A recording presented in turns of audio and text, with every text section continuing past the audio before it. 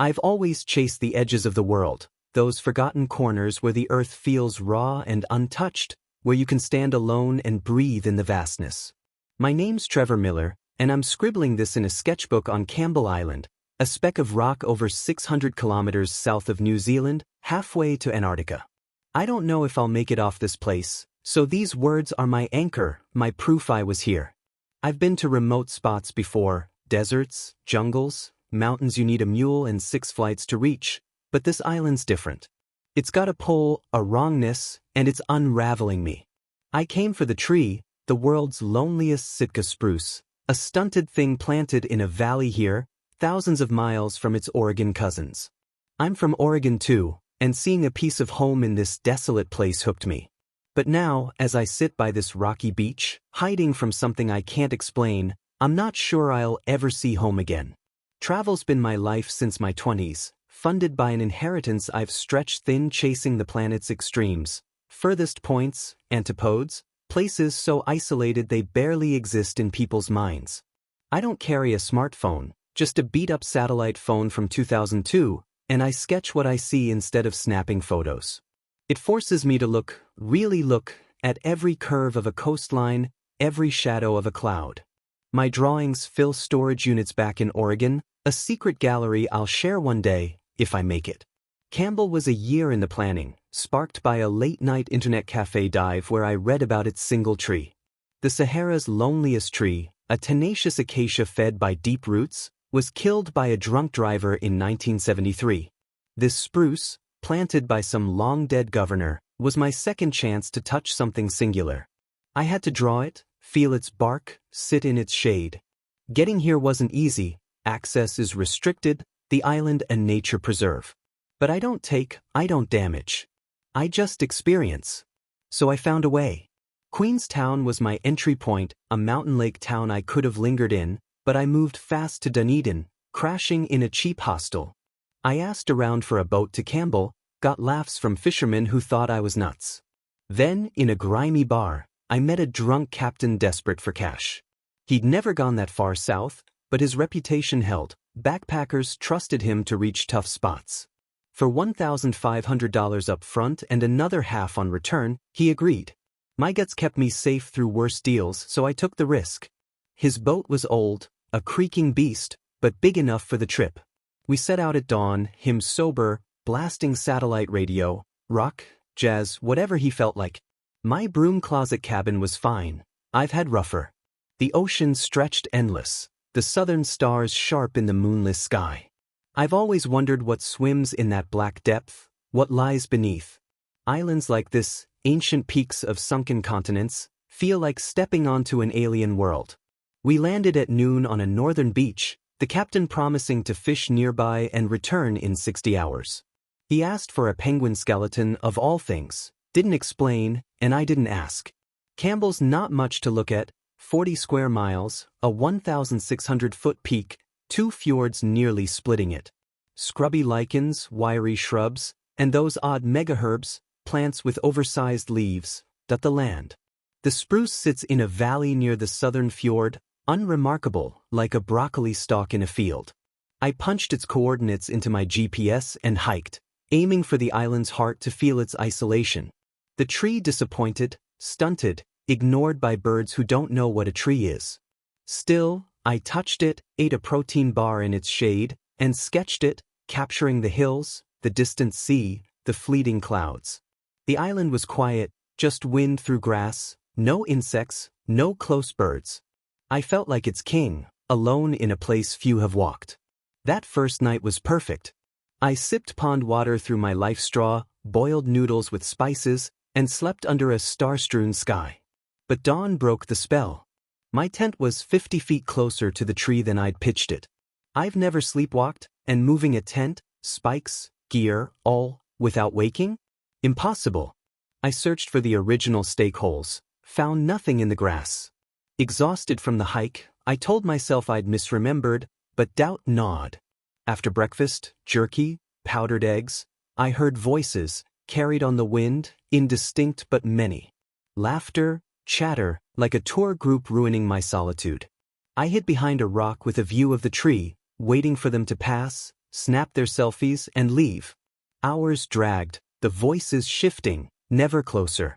Frustrated, I went looking, figuring a fine was better than losing my day. I climbed higher, scanning for them. Then I saw them. A big group, dozens, in bright clothes, shorts despite the cold, rounding a hill toward a peninsula. They laughed, oblivious, like typical tourists. I sat, waiting for them to loop back. There's no way off that cliff-edged peninsula unless their boat was below. But doubt crept in. A group that size, here? No cruise ship stops this late in the season. I trekked to the hill, found nothing but a pile of shoes, haphazard, enough for a crowd. No people. I crawled to the cliff's edge, heart pounding, and looked down. Skeletons littered the rocky beach 70 feet below, waves lapping at them. Not human, birds, hundreds, maybe penguins, dead in heaps. No tourists, no boat. I stumbled back to camp, mind reeling. Hallucinations? A waking dream? I couldn't eat, stress choking me.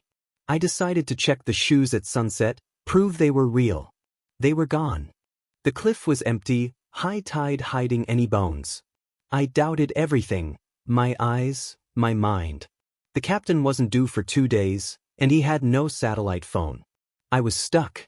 I moved my camp, hoping a new spot would clear my head, tying a rope to my leg and a stake to keep me grounded. I sketched random places, deserts, peaks, from memory, trying to stay sane. But every drawing, I noticed later, had a tree like Campbell's in the background, a shadow I couldn't shake. Was it in my head, bleeding into my art? Dawn came, and my camp was back near the tree, half a mile from where I'd set it. Gear, tent, everything moved. I don't sleepwalk. I don't lose time. The tree felt like a magnet pulling me.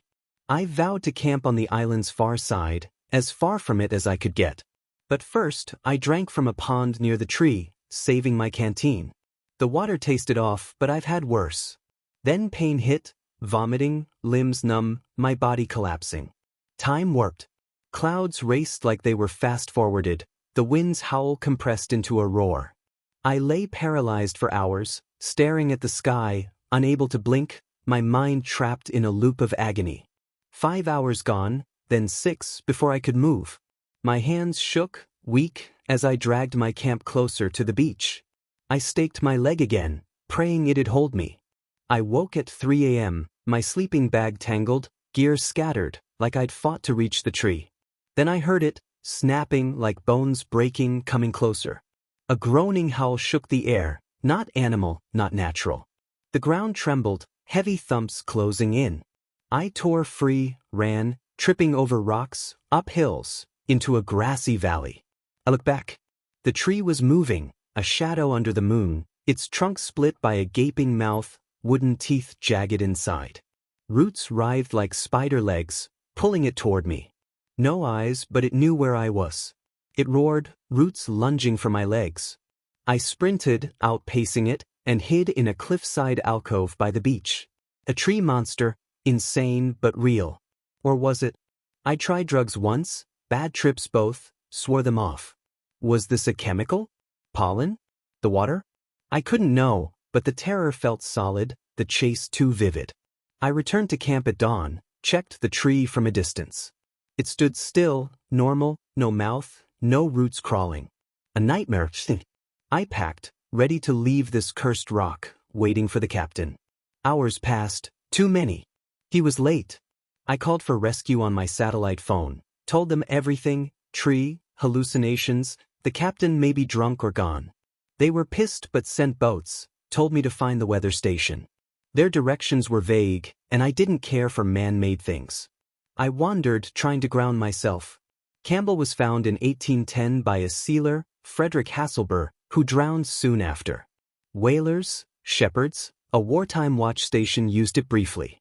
The tree, maybe planted a century ago, blends into the valley. I ignored backpacker stories, watched feelings, bad dreams, negative energy from the tree. Now I wish I'd listened. I tried to stay rational but tripped over a root a mile from the tree. Not a rock. A living root, thick, healthy. I dug, found more, radiating from the spruce like a web under the island. Was it alive, sensing me? I approached the tree, needing answers. Behind it, hidden by the hill, was a fire pit, ash, burnt wood, still warm. I'd made fires, but not there. Then I saw it, dead birds, dozens, nailed to the tree with my missing tent stakes. No blood, like it had been drained. And worse, the captain, pinned to the trunk, 3 stakes through him. I don't remember doing it, but who else? The tree made me, or I did it and forgot, my mind broken. I couldn't let the rescue team near this. I grabbed a rock, hacked at the trunk, sap burning my skin. It wouldn't fall. I hid the sketchbook in rocks by the beach, away from the roots. If I don't make it, burn this tree. It's no spruce, it's a monster. I'm sorry, for coming, for everything. The island's quiet now, but it's watching. I feel it. The roots are everywhere, the trees reach endless. I've lost time, days shorter than they should be. Blackouts? Madness? I don't know what's real, but the blood, the bodies, they're on me. The rescue's coming, but I can't let them near the tree. I'll burn it or die trying. If you find this, don't come here. Quarantine this place. The tree's not alone. It's the island, cursed, alive. I'm sorry, Mom, Dad, for chasing solitude. Don't let them toss my art. It's all I am.